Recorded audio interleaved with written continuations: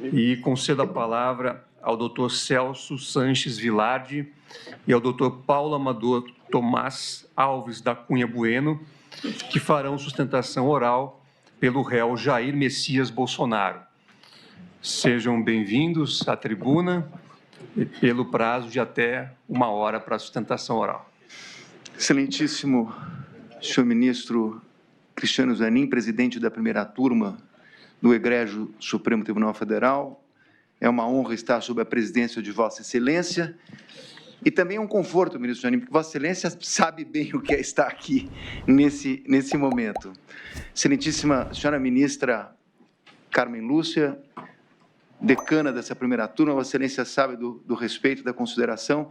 Mais uma vez, cumprimento Vossa Excelência, excelentíssimo ministro Luiz Fux, meus respeitosos cumprimentos a Vossa Excelência também, excelentíssimo senhor ministro relator, ministro Alexandre de Moraes, cumprimento Vossa Excelência com todo respeito, excelentíssimo senhor ministro Dino, também cumprimento Vossa Excelência respeitosamente, cumprimento ao subprocurador-geral da República, às senhoras e senhores presentes. Senhor presidente, nós estamos diante de um julgamento histórico. Histórico pela importância do tema subjacente, a própria acusação, a questão do Estado Democrático de Direito, por envolver um ex-presidente da República, por envolver outras pessoas, generais, por envolver tantas pessoas num processo que tem vários núcleos e que foi cindido. Um processo, senhor presidente, que tem início em relação ao ex-presidente da República, com base numa delação e numa minuta encontrada no celular de uma pessoa que hoje é colaborador da Justiça. Essa questão, esse é o epicentro, essa é a pedra de toque do processo. É a minuta e a colaboração. Daí em diante, o que aconteceu com a investigação da Polícia Federal e depois com a denúncia do Ministério Público, é, na verdade, uma sucessão inacreditável de fatos. Porque, na verdade, foi achada uma minuta do punhal verde e amarelo, uma minuta, planilha, de uma operação luneta, e como todos nós sabemos, o trágico episódio de 8 de janeiro. E o presidente, a quem eu estou representando, foi dragado para estes fatos. Presidente, eu vou demonstrar cuidadosamente, tratando da questão da minuta, ele não atentou contra o Estado Democrático de Direito. E não há uma única prova. Eu vejo aqui os advogados trazendo, olha, esse papel, essa minuta, essa questão, esse depoimento, não há uma única prova que atrele o presidente a punhal verde e amarelo, a Operação Luneta e ao 8 de janeiro. Aliás, nem o delator que eu sustento que mentiu contra o presidente da República, nem ele chegou a dizer participação em punhal, em luneta, em copa, em 8 de janeiro. Nem o delator, não há uma única prova. E como eu vou salientar aqui, com todo respeito, e, senhor presidente, eu advogo aqui há muito tempo, eu vou fazer críticas que um advogado tem que fazer, mas sempre com respeito. Mas eu vou comprovar que a denúncia proposta sobre o crime do contraditório, o Ministério Público sequer fez prova sobre o crime do contraditório a respeito desses fatos. Não há prova, eu vou tratar disso. E vou tratar também, senhor presidente, de um processo que é histórico, é difícil, é tão difícil e foi muito complicado para a defesa, pesa dizer. Eu sei que já está decidido, mas a defesa, desde o princípio, entendia que a competência não deveria ser da Suprema Corte, sendo, seria do Pleno. Essa matéria já foi definida, não vou tocar no assunto. Mas houve, efetivamente, com todo respeito, um cerceamento que eu vou demonstrar à luz dos entendimentos do próprio Supremo Tribunal Federal. Além disso, senhor presidente, nós temos uma delação que eu também vou também colocar, que, na verdade, alguém chamou aqui de uma jabuticaba. Não é uma jabuticaba, com todo respeito ao doutor Demóstenes. É muito mais grave, porque a jabuticaba existe aqui no Brasil. A delação, da forma como está sendo proposto nas alegações finais do Ministério Público, não é uma jabuticaba, é algo que não existe nem aqui, nem em nenhum lugar do mundo. Porque, na verdade, o que está se pretendendo aqui é reconhecer uma parcial falsidade da delação e, ainda assim, fazer um aproveitamento dela diminuindo a pena. Não é isso que diz o legislador, como eu vou comprovar. A quantidade de pena é em relação à quantidade de colaboração das provas que o colaborador traz para os autos para sustentar uma eventual condenação. Mas não é, na verdade, uma parte da pena em função de ela ter uma parte de omissões ou contradições. Omissão ou contradição é algo que deve anular a colaboração. Ela não pode ser aproveitada. E é esse tema que eu vou falar. E um processo difícil, senhor presidente, porque nós chegamos aqui, efetivamente, com... o ministro Dino saiu um pouquinho, mas eu outro dia vi um corte no Instagram dele, que ele disse que nunca teve tanto jurista no país, de Instagram, de internet. Eu nunca vi tanto jurista na área penal. Nunca, todos eles com uma opinião própria a respeito de uma condenação sem conhecer o processo. Então, na verdade, chegamos aqui, senhor presidente, com uma carga de uma parte da população e desses, aspas, juristas, tratando de uma condenação sem conhecer os autos. Então, são esses juristas, estava falando aqui, ministro, da fala de Vossa Excelência a respeito dos juristas. Eu ouvi Vossa Excelência e não vou processá-lo. Pode ficar tranquilo. Eu estou de acordo com Vossa Excelência. Eu percebi. Então, com base nesses princípios, senhor presidente, eu vou tentar fazer aqui um resumo da defesa que já foi apresentada a Vossas Excelências, começando pela questão do cerceamento de defesa. O meu colega que me antecedeu colocou até na tela, até de uma maneira bastante propícia, porque foi daquela forma mesmo que nós recebemos as provas. Desde o início, desde o primeiro momento,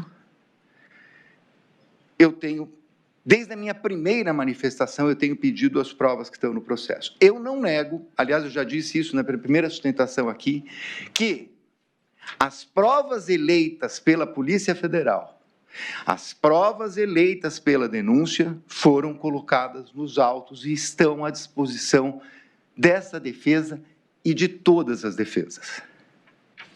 Mas a pergunta que se faz é: que prova é essa? É o recorte de trechos de WhatsApps, conversas de WhatsApps, documentos como um papel, uma agenda, que foram localizados em computadores. São dezenas e dezenas e dezenas de computadores. São dezenas e dezenas e dezenas de celulares. São milhares de documentos apreendidos na sucessão, porque vamos lembrar que nós não estamos falando de um processo. Esse processo reúne uma sucessão de investigações com buscas, diversas buscas contra as dezenas de pessoas, algumas aqui processadas, outras que nem processadas foram. Portanto, ministro, nós temos um conjunto de prova apreendida, que ficou à disposição por anos com a Polícia Federal, que tem um sistema para fazer pesquisa, que tem efetivamente meios técnicos para saber conversa por palavra, por tema. E nós pedimos essa prova. Ela não veio antes do recebimento da denúncia. Vossas Excelências determinaram que ela deveria vir após o recebimento da denúncia. E ela começou a vir. Numa terça-feira, com a instrução que começaria na segunda. Só para lembrar, a instrução aconteceu entre o dia 19 de maio e o dia 2 de junho. Pouco mais de 10 dias. Na quarta-feira, começa a receber por meio daqueles links da Polícia Federal a remessa. Sábado, recebe-se um novo e-mail. O processo ainda estava em curso. E nós tínhamos um interesse especial em receber a prova do general Mário Fernandes. Por quê? Por conta do punhal verde e amarelo. Esse era o interesse da prova. E estamos recebendo material, e muito material. 70 teras. 70 teras. Quando nós estamos terminando a instrução, no dia 17 de maio, a gente recebe um e-mail dizendo que tinha uma falha na questão do arquivo do general Mário Fernandes. Está nos autos, eu fiz até a foto do e-mail que eu recebi da Polícia Federal. Já tinha acabado a instrução. As portas do interrogatório nós agravamos. Os agravos não foram processados. Fiz uma questão de ordem. Houve entendimento por parte do ministro de que isso não é prova, porque não está nos autos. Com todo respeito, a prova é da defesa. O juízo de valor sobre a prova é de Vossas Excelências. A defesa tem o direito de colocar o contexto dessa prova. Eu separei aqui, ministro, para não tomar mais tempo com relação a esse tema, mas de uma forma muito simples, um julgado de agora, de julho, numa reclamação julgada pelo ministro Gilmar Mendes. Como Vossa Excelência sabem, como eu estou falando aqui para o público, reclamação é, na verdade, algo que se concede no Supremo Tribunal Federal em função da reiterada jurisprudência do Supremo Tribunal Federal. E o ministro Gilmar Mendes diz aqui com todas as letras, não cabe ao delegado, ao promotor e ao juiz estabelecerem quais provas a defesa tem o direito de ver. E só para lembrar, o que nós estamos falando aqui nessa reclamação é que não tinham juntado vídeos e fotografias. Foi concedida a reclamação para que a defesa tivesse acesso integralmente à prova e com prazo suficiente para verificar. Nós não tivemos acesso à prova e muito menos prazo suficiente. Por isso que o professor Badaró, quando fez um parecer a nosso pedido, ele trata, na verdade, que não houve paridade de armas. Nós não tivemos o tempo que o Ministério Público e a Polícia Federal tiveram. E nós não tivemos acesso à prova durante a instrução. Eu quero dizer a Vossas Excelências, com 34 anos, é a primeira vez que eu venho à tribuna com toda a humildade para dizer o seguinte, eu não conheço a íntegra desse processo. Eu não conheço. O conjunto da prova, eu não conheço. São bilhões de documentos. Numa instrução de menos de 15 dias, seguida de interrogatório. A instrução começou em maio, nós estamos em setembro.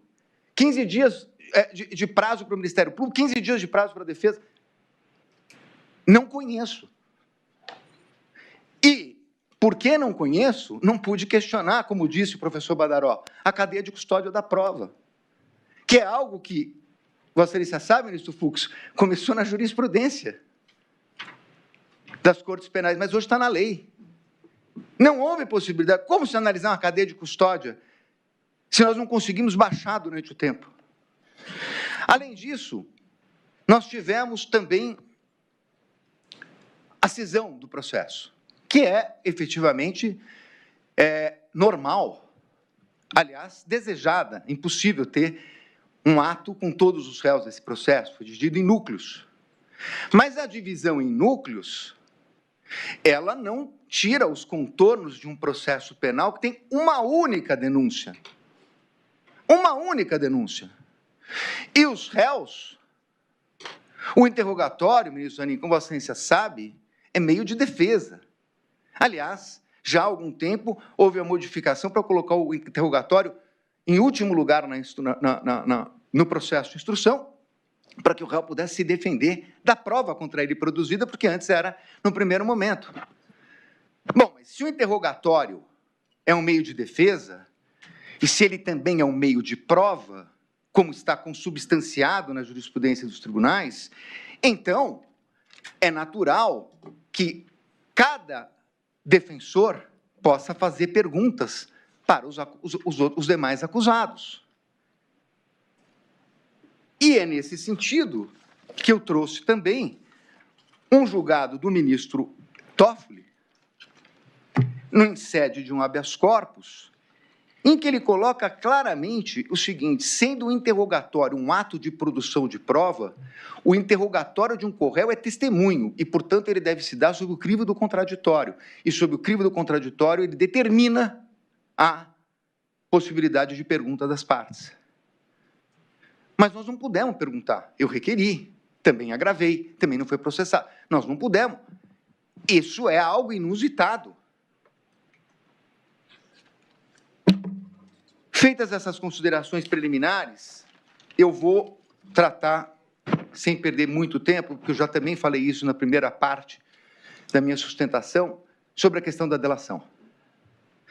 A questão da delação, na verdade, eu não sei se foram 11, 15, 16 depoimentos, ministro Fux, com Vossa Excelência tinha feito a pergunta, é ele que realmente foi chamado para depor 11, 12, 13, 14, 15, 16 vezes.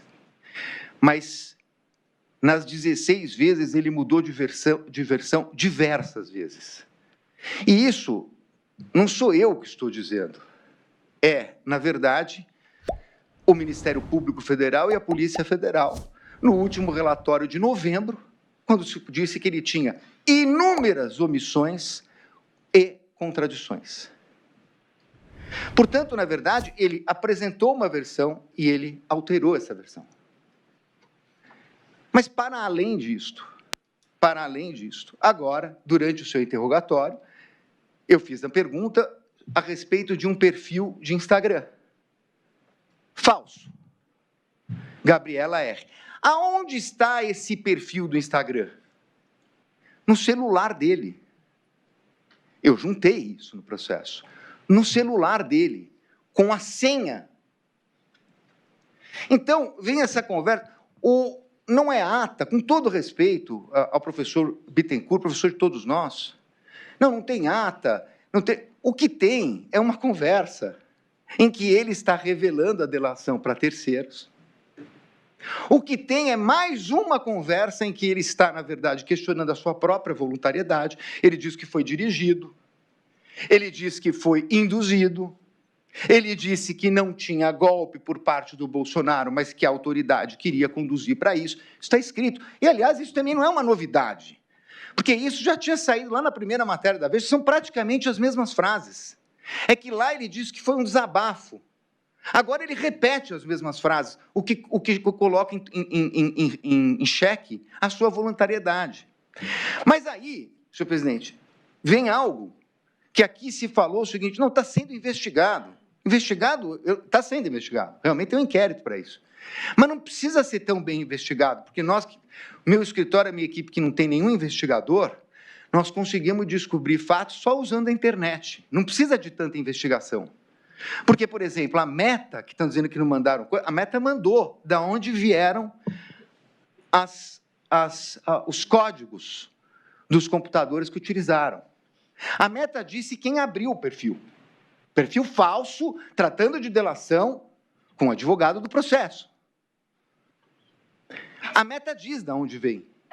Foi aberta por um e-mail que pertence ao colaborador. Um e-mail que pertence a ele há mais de 10 anos. A Meta também diz, ela não é uma quebra de sigilo, mas a Meta dá lá o número, perdoe a minha ignorância, eu não sei o nome se é código enfim, tem um código que a Meta manda que você coloca na internet para saber o seguinte: de onde veio? A internet não diz, efetivamente, veio aqui do celular do Celso, que está no Supremo, mas ela dá a localização aproximada. De onde veio essas mensagens? Do condomínio do colaborador. Do condomínio do colaborador. Então, que conversa é essa?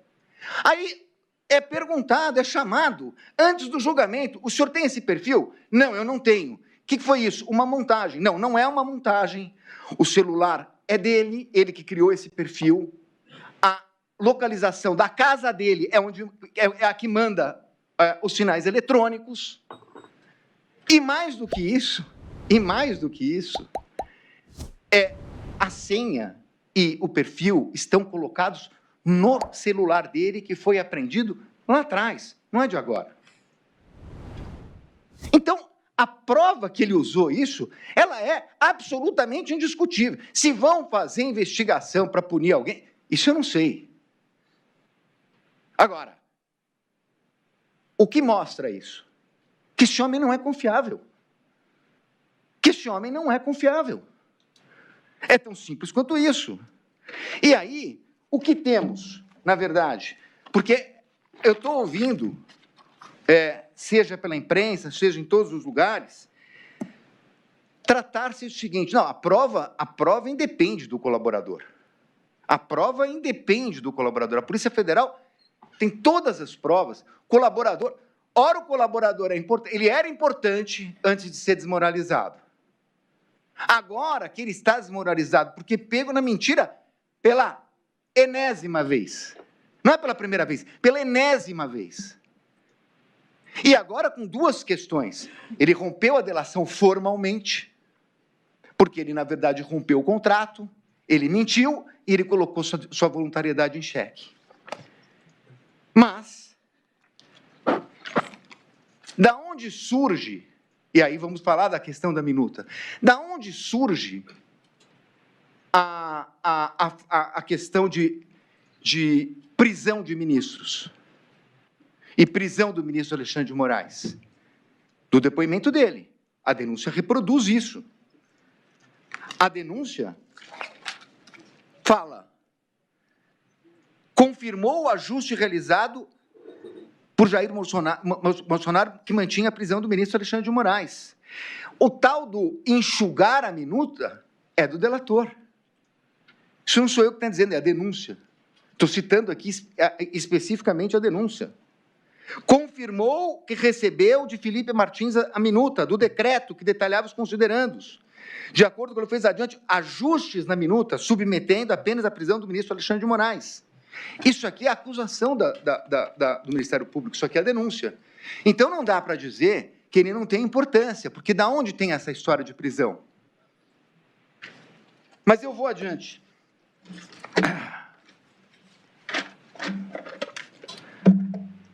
O mérito. Senhor presidente, a prova produzida pela defesa demonstra que o presidente Bolsonaro determinou uma transição. A prova determina que ele, além de determinar uma transição, ele autorizou. Eu acho essa questão muito importante. O novo ministro da Defesa estava tendo dificuldade para falar com os comandantes militares. Em dezembro, no início de dezembro, os comandantes não estavam atendendo o então nomeado ministro da Defesa pelo presidente Lula. Ele liga para o presidente Bolsonaro, que não só o ajuda, como determina que ele fosse recebido para fazer o quê? A transmissão do cargo que aconteceu em dezembro. Todas as testemunhas, o governador de São Paulo, senadores, deputados, falam a respeito da transição, que foi efetivamente determinada. Essa é a prova dos autos. Mas nós temos aqui uma acusação, que eu disse no início, que é uma acusação contraditória. Eu já vi, ministro Zanin, Vossa Excelência, tantas vezes quanto eu, que nós sabemos que existe um princípio que a denúncia não pode conter acusações alternativas. Mas nós também sabemos que, embora não possa ter acusações alternativas, elas não são tão raras, elas não são tão incomuns, elas acontecem. E por uma questão até de objetividade, de garantia do processo, não se anula toda denúncia que tem uma acusação alternativa. Deveria, mas não ocorre. O ponto aqui é que nós não temos uma denúncia alternativa, nós temos uma acusação alternativa, que, na verdade, consta aqui, foi reproduzida pelo eminente professor Paulo Gonet. Diz a denúncia: o golpe não se consumou, uma vez que, não obstante tentado e insistentemente pelos denunciados, não obteve a adesão dos comandos do Exército e da Aeronáutica, o empenho em cooptá-los para o empreendimento criminoso e, portanto, para consumar o golpe, assumiu diversas formas envolvendo ataques virtuais aos militares de alta patente que mantiveram, enfim, as Forças Armadas fiéis à vocação democrática. O golpe tentado não se consumou pela fidelidade do Exército, não obstante o desvirtuamento de alguns de seus integrantes. Pois bem, se nós estamos falando numa tentativa não consumada, que eu estou lendo aqui, até porque eu considero essa palavra tentativa inapropriada no crime de atentado, mas, de qualquer maneira, se nós estamos falando de não se consumou por questões dos militares, então nós estamos tratando claramente de 7 de dezembro, da reunião de 7 de dezembro. Claramente a respeito da reunião de 7 de dezembro. Mas, enquanto isto,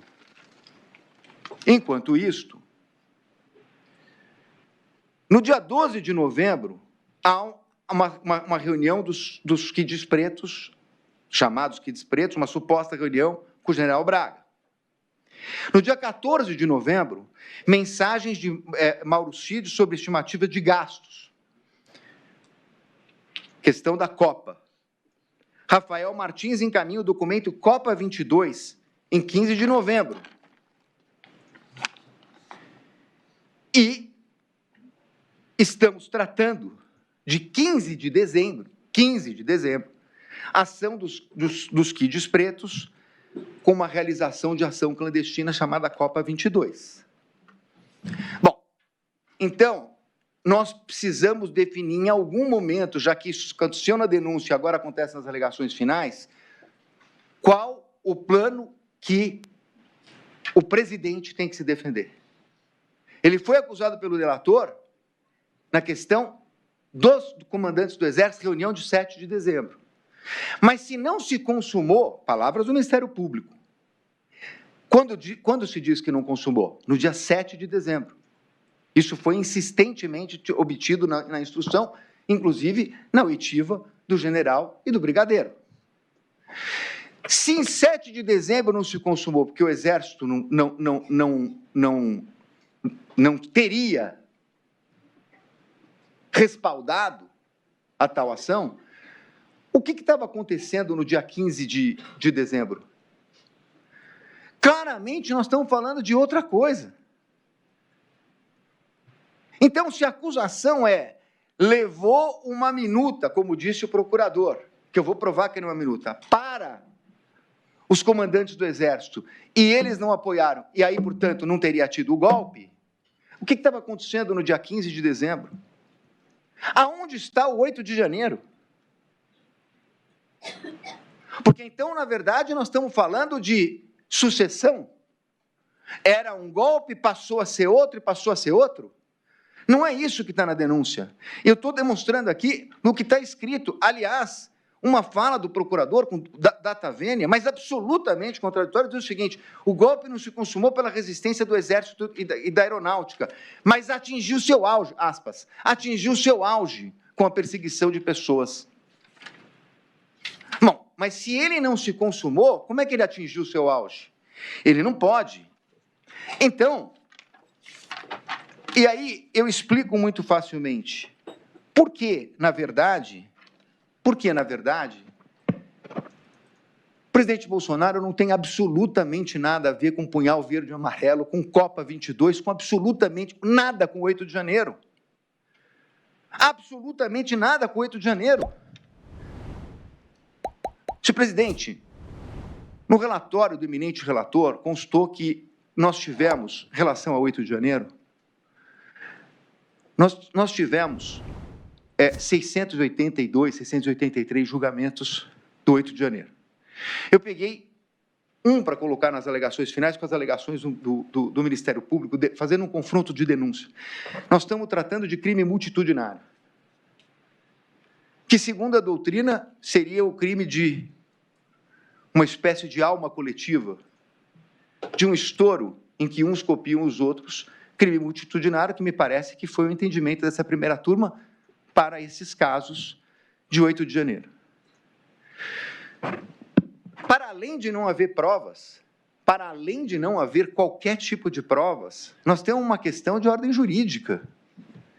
A instigação no direito penal, seja do ponto de vista doutrinário, seja do ponto de vista jurisprudencial, e o professor Oswaldo Dweck, que fez um parecer para a defesa que foi juntado aos autos, trata disso com muita propriedade, professor titular da Pontifícia Universidade Católica de São Paulo, determinando que instigação se dá para pessoa ou pessoas determinadas em relação a fato ou fatos determinados.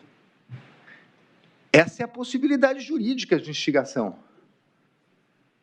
Então, o Ministério Público, apesar de não falar diretamente, é outro problema da denúncia e das alegações finais, está acusando de uma instigação a ato de 8 de janeiro. Para pessoas indeterminadas e para fatos criminosos indeterminados? Juridicamente, essa acusação não é possível. Juridicamente, essa acusação não é possível. Antes de sair do Brasil, o presidente, não vamos achar que o mundo vai acabar. Vamos para o tudo ou nada? Não. Não tem tudo ou nada. Não é o caso de ficar atacando instituições ou grupos.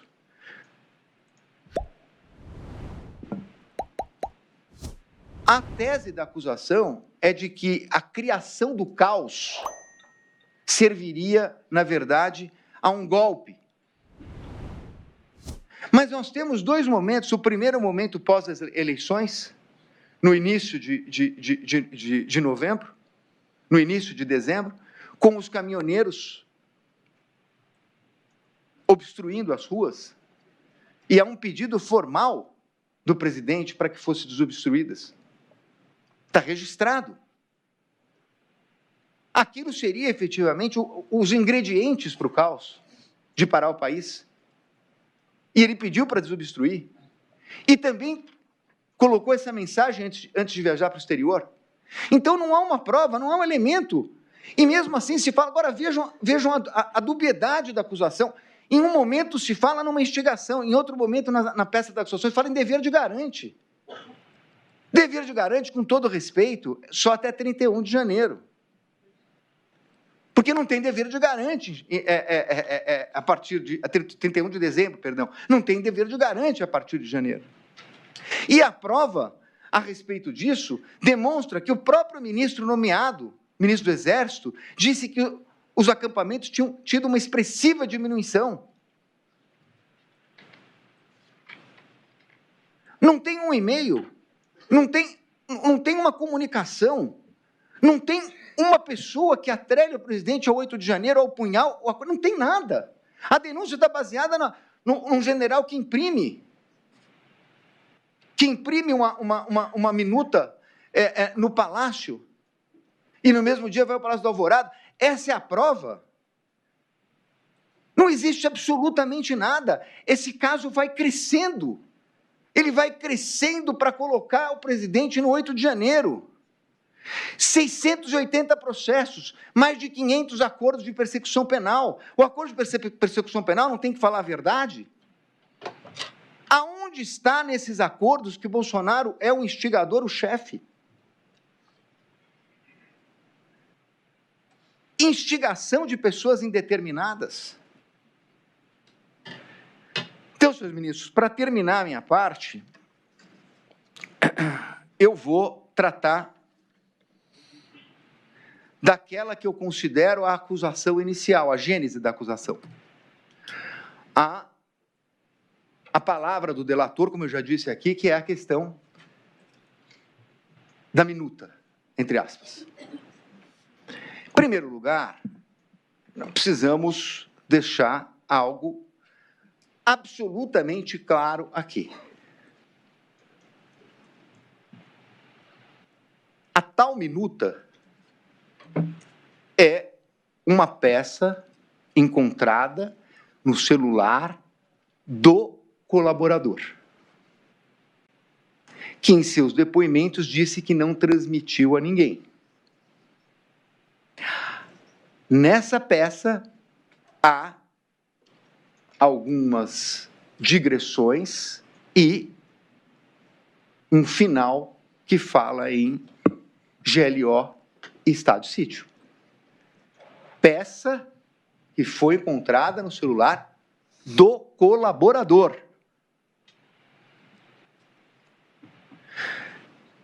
O Ministério Público sustentou na denúncia, na primeira sustentação oral do recebimento, nas alegações finais e aqui, que essa minuta foi encontrada na sede do PL, na mesa do presidente Bolsonaro. Na época, foi feita, inclusive, uma ata notarial do Dr. Paulo, enviando para o presidente a tal minuta do CID, encontrada no celular do CID. Se ele tivesse, me parece que ele não precisava receber aquilo. Mas há uma ata notarial.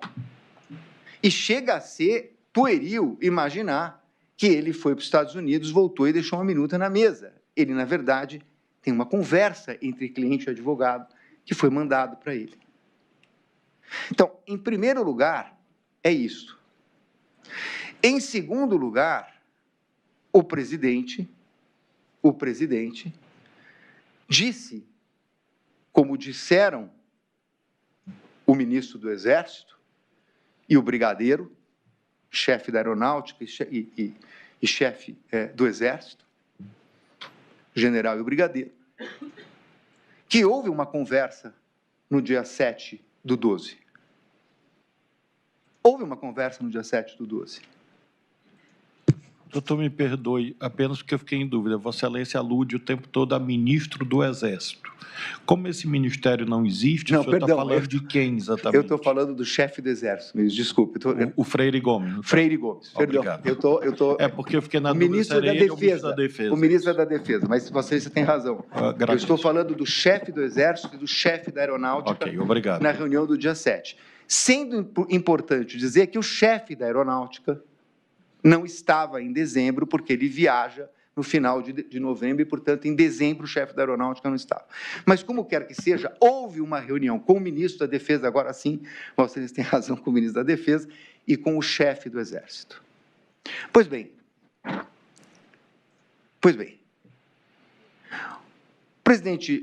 o ex-presidente Bolsonaro, no seu interrogatório, disse o seguinte, respondendo a perguntas do relator e da própria defesa, o senhor conversou com alguém a respeito de alguma medida? Sim, eu conversei sobre medidas constitucionais.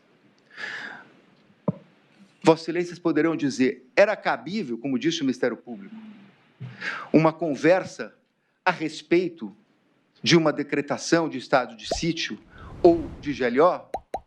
Não, não era cabível. E não foi feita. Não foi feita. Daí a se dizer que houve modificação de minuta para prender, isso é a palavra do delator. Isso é a palavra do delator, isso não aconteceu.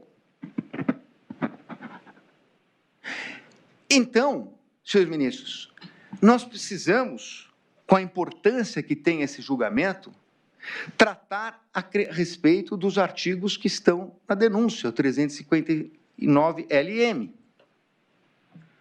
Porque aqui o procurador está falando de um iter criminis distendido.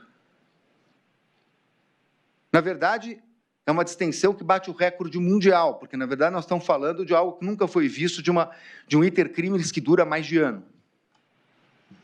Pois bem,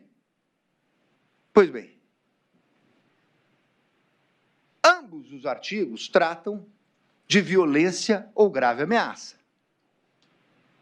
Com todo respeito, como disse o professor Dueck, não é possível do ponto de vista jurídico. E agora, ministro, senhores ministros, eu vou encampar a tese da acusação. Encampar a tese da acusação. Da discussão de 7 de dezembro com o chefe do Exército, com o chefe da Aeronáutica, o ministro da Defesa, o da Aeronáutica não estava, mas eu vou encampar a tese do Ministério Público.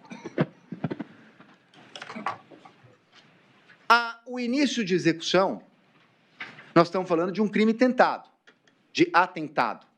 E, portanto, na verdade, a mera tentativa é que configura a própria consumação do delito. Um crime de atentado. Mas esse crime de atentado não é porque de atentado que ele não tem o início de execução. Ele tem o início de execução. Ele tem o primeiro ato de execução. O que se quer, na verdade, aqui é dizer que a reunião, a live que deu margem à investigação do TSE, a reunião ministerial, a reunião com os embaixadores e a reunião de 7 de dezembro, estes fatos seriam, na verdade, o início de execução do crime de atentado. Mas sem violência e grave ameaça? Aonde está a violência ou grave ameaça? Dir-se-á, bom, mas se houver a violência física, a grave ameaça física, o golpe estará consumado. Mas não é por isso que nós não temos, porque qualquer delito no direito penal tem o início da execução. Nós temos que ter um início da execução. Então, diz o professor Dweck, teria que ser a assinatura, a concordância entre eles, a partir do que, mesmo antes de se pegar nas armas, existiria, pelo risco ao bem jurídico, o início da execução.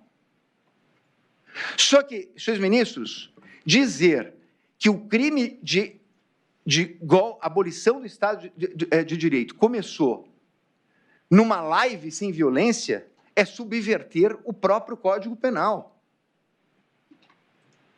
Compara-se a questão da fuga de presídio. O planejamento não é. É execução. Por mais detalhado que ele possa ser, é a execução da violência que efetivamente consuma o delito. Não é possível se falar em início da execução numa live do TSE. Aonde está a violência ou grave ameaça? E aqui, senhores ministros, eu quero chamar a atenção, para encerrar a minha fala, para dizer o seguinte: a legislação brasileira, ela não é exclusiva, ela tem congêneres no mundo. Os americanos têm uma legislação em relação à preservação do Estado democrático, Portugal tem, a Alemanha tem, o Brasil tem. E, admitindo a tese do Ministério Público como se verdadeira fosse, nós não estaríamos além de atos preparatórios. E quero dizer a Vossa Excelência, que Vossas Excelências bem sabem, ministro Dino, que já foi do Congresso Nacional, governador, e agora ministro, ministra Carmen Lúcia, que está no TSE, acompanha todas as questões legislativas, foi discutida a questão aqui no Brasil dos atos preparatórios. Nos Estados Unidos existe a questão da conspiração. Em Portugal, os atos preparatórios. Na Alemanha, os atos preparatórios. Atos preparatórios sem violência. E o Brasil analisou isso no Congresso. Mas, por uma opção legislativa, eles não foram tipificados. Está no projeto de lei. Portanto, se alguém dissesse a reunião com os embaixadores, a reunião de 7 de dezembro, tem que ser considerado um ato preparatório, mas isso fere o princípio da taxatividade, a pedra de toque do direito penal. Não se pode punir um ato preparatório. Então, senhores ministros, eu quero encerrar dizendo o seguinte: uma pena, uma cogitação de pena para além de 30 anos, para um fato específico, que foi trazido por um delator, que é a reunião de ministros de Estado, de novo estou confundindo, do ministro de Estado, dos chefes das Forças Armadas, e um presidente da República, sem nenhum ato sendo que o general, que é citado como testemunha de acusação, num procedimento de acareação, respondendo a uma pergunta do ministro Luiz Fux, diz claramente: nós tivemos aquela conversa e depois daquela conversa o presidente nunca mais tocou naquele assunto. O assunto foi encerrado na conversa de 7 de dezembro. Então, o assunto encerrado, gerar uma pena de 30 anos, não é razoável. O que está acontecendo é, numa tese trazida pela Polícia Federal, pelo Ministério Público Federal, é trazer para algo que fala de crimes contra a vida, de eliminação de pessoas, de assassinato de pessoas, e do 8 de janeiro, que não precisamos dizer o que foi. São esses dois fatos que trazem o contorno para uma acusação tão grave. E nesses não há prova. Agradecendo a atenção de Vossa Excelência, eu vou passar a palavra para o meu colega. Muito obrigado, senhor presidente. Obrigado. Excelentíssimo senhor ministro Cristiano Zanin, presidente da Egrégia Primeira Turma do Colégio do Supremo Tribunal Federal, excelentíssimos senhores ministros e ministra, membros da mesma, doutor representante do Ministério Público Federal, agradeço a atenção de Vossas Excelências e dou continuidade à fala do meu colega, do meu antecessor, doutor Celso Sanches Vilardi. Inicialmente, gostaria de observar as questões relacionadas diretamente à imputatio delicti, que são o baricentro desta acusação. De fato, a acusação gravita em torno da imputação do crime de golpe de Estado ou de abolição violenta do Estado Democrático de Direito. Ambos esses delitos, excelências, eles têm, na sua configuração, na sua elaboração, no seu enunciado do tipo penal, um traço comum, que é a forma vinculada. Ambos exigem que a conduta seja desenvolvida só e somente mediante atos de violência ou grave ameaça. Essa exigência, ela representa, na essência, uma garantia ao próprio cidadão, especialmente em crimes de conteúdo político, como no caso vertente. E isso por quê? Vejam, Vossas Excelências, temos ali o crime de golpe de Estado. Tentar depor, mediante violência ou grave ameaça, o governo legitimamente constituído. Se nós subtraíssemos essa oração explicativa, onde é colocada a violência ou grave ameaça como conduta pré-estabelecida, teríamos um tipo penal redigido da seguinte forma: tentar depor o governo legitimamente constituído.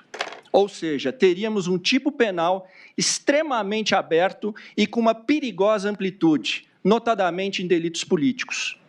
Nós sabemos que em situações como essas, em que o tipo penal não obedece ao princípio da certeza, corolário do princípio maior, que é o princípio da legalidade, ficamos sujeitos a, em momentos de instabilidade política, vermos um tipo penal transformado em arma. Imagine, Excelência, se tivéssemos o tipo penal desconsiderando essa forma vinculada, estaríamos sujeitos a processar e condenar indivíduos que fossem se manifestar pelo pedido de impeachment de presidentes da República, como aconteceu no passado. O Código Penal Soviético, é conhecida essa história na doutrina de direito penal, previa um tipo penal exatamente desta forma, atentar contra o Estado soviético.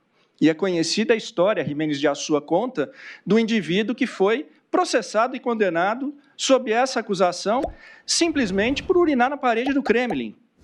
É extremamente perigoso que desvinculemos, e o que a denúncia hoje tenta fazer é desvincular a forma vinculada que o delito estabeleceu como garantia ao cidadão.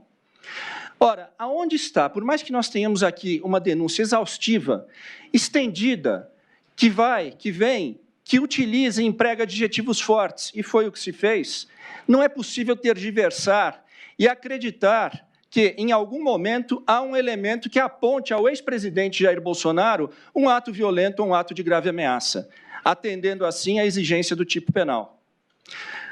Uma live realizada em 2021 é um ato violento ou uma grave ameaça?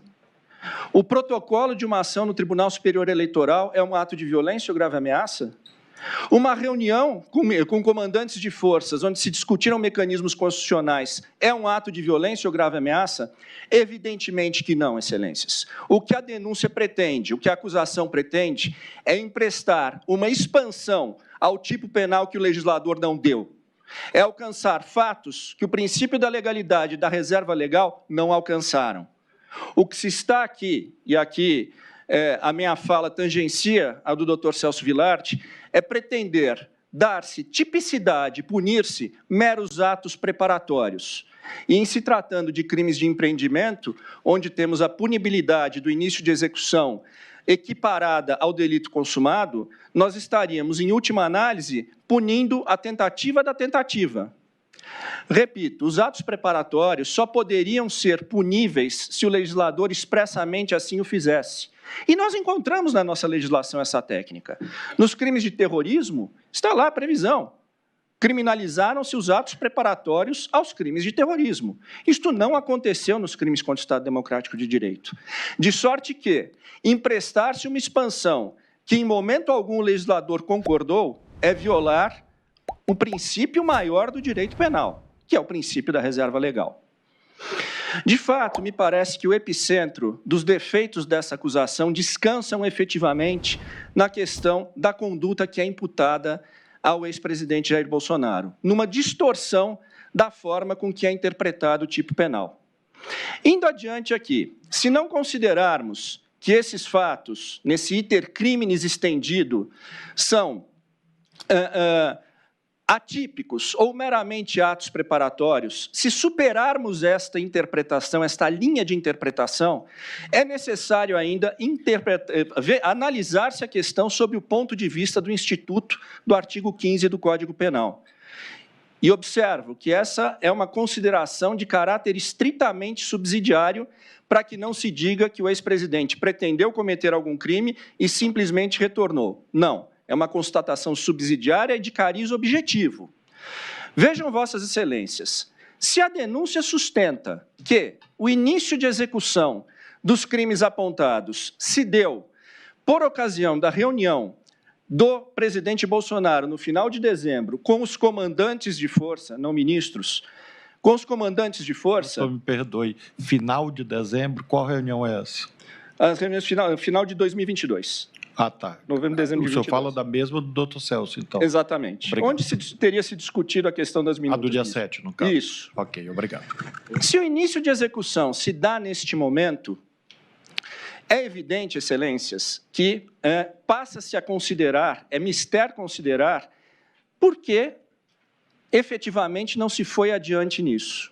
Ora, é evidente que, à luz do artigo 15 do Código Penal, quem desiste voluntariamente do início da execução do delito responderá apenas pelos atos já praticados. Está efetivamente, pela análise dos fatos posteriores a tal reunião, evidenciado que o ex-presidente, além de não pretender dar golpe de Estado, não teve nenhum intuito em ir adiante com o projeto criminoso apontado na denúncia.